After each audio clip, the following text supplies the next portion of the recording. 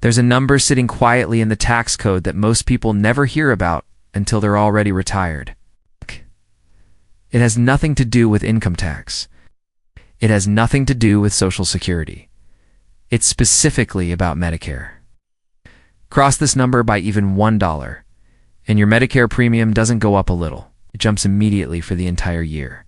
It's called IRMAA, and it's one of the most misunderstood numbers in all of retirement planning.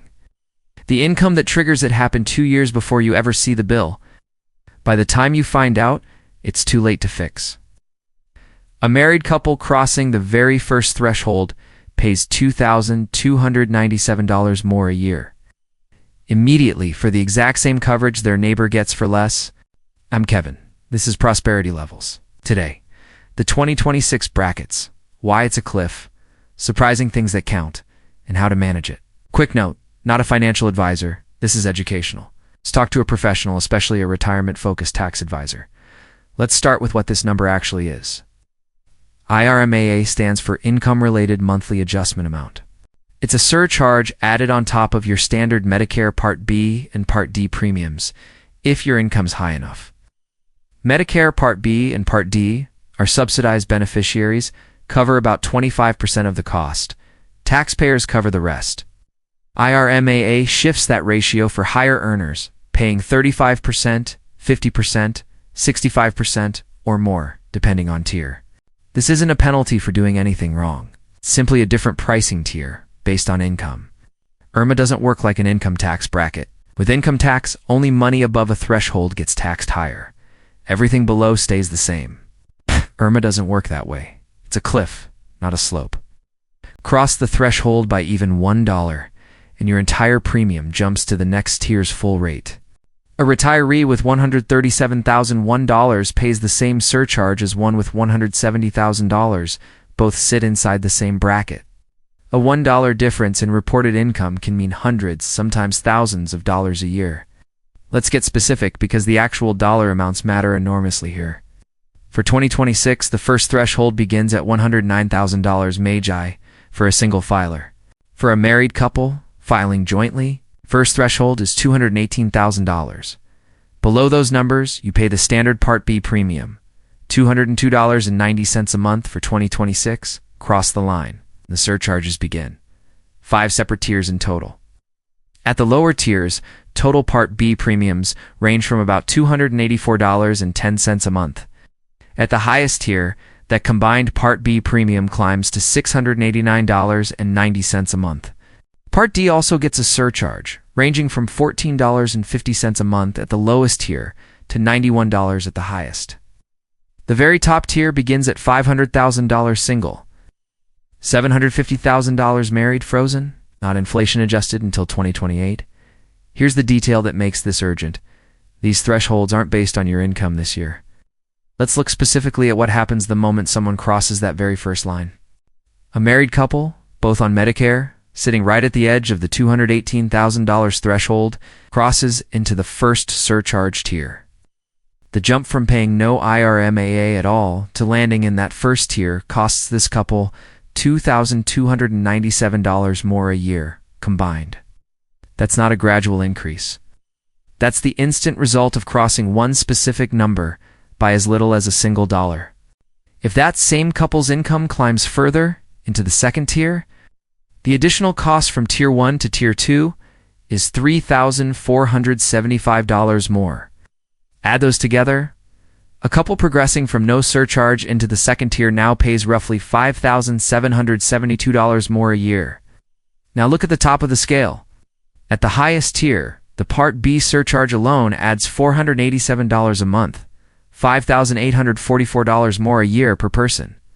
Add the maximum Part D surcharge, $91 a month, another $1,092 a year per person. Combined, a single person at the top tier pays roughly $6,936 more a year, nearly $13,872 for a couple. Combined, this is real money, taken from retirees who often assume Medicare premiums are simply fixed and the same for everyone. Here's the mechanic that makes IRMAA especially difficult to manage. The 2-year look-back rule. Your 2026 Medicare premium isn't based on your income this year. It's based on your MAGI from your 2024 tax return. The Social Security Administration receives this data directly from the IRS and uses it to assign your premium tier. A decision you made in 2024, a large capital gain, big withdrawal, selling a property, is determining your Medicare bill right now.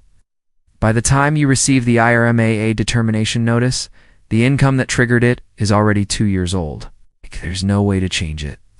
Federal retirees and anyone with a regular lump sum income around retirement face disproportionately high IRMAA exposure.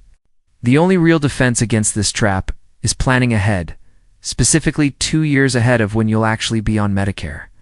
Here's where this gets genuinely surprising. Several things that don't feel like income still count toward the MAGI that determines your IRMAA tier.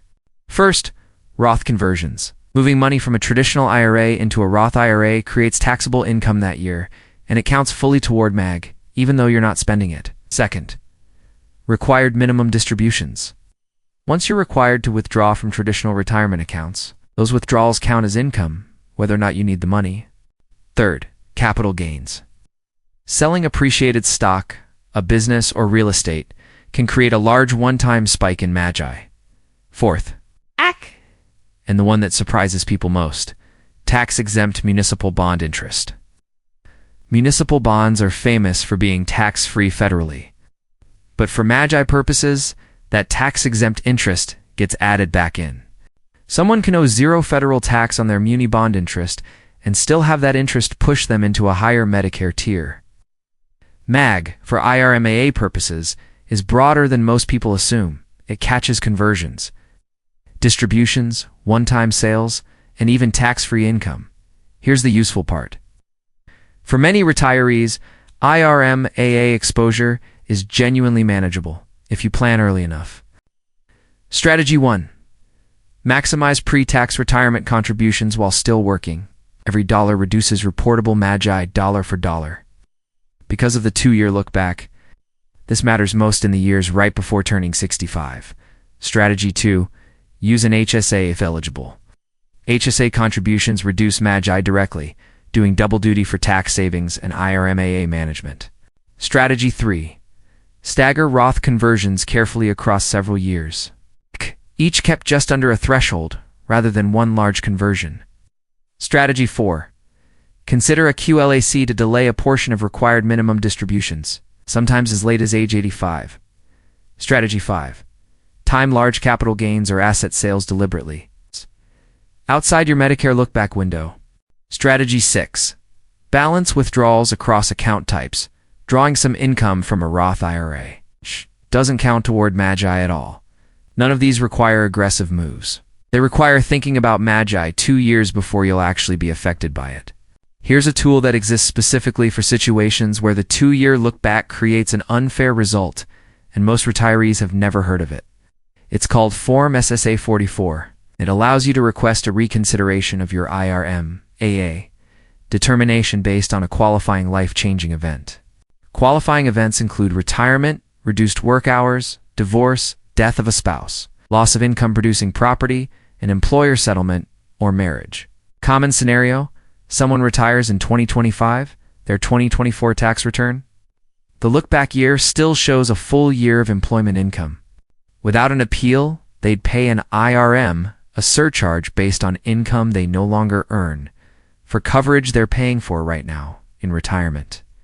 By filing Form SSA 44 with documentation of the retirement, the SSA can use more current income information instead of the outdated figure. The approval rate for legitimate, well-documented life-changing events is high, yet this appeal is underused. You generally have 60 days from receiving an IRMAA notice to file a related appeal, so acting quickly matters. This isn't a claim that IRMAA is unfair or that the government is targeting retirees.